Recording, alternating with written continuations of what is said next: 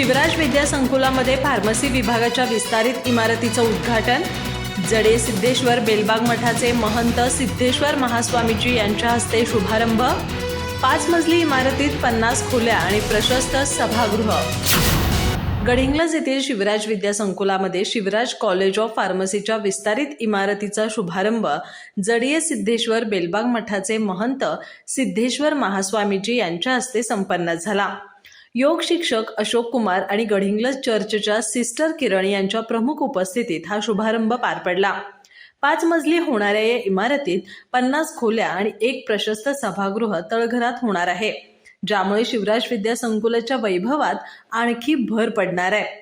3 धर्मगुरूंनी या इमारतीचं समाधान व्यक्त केलंय।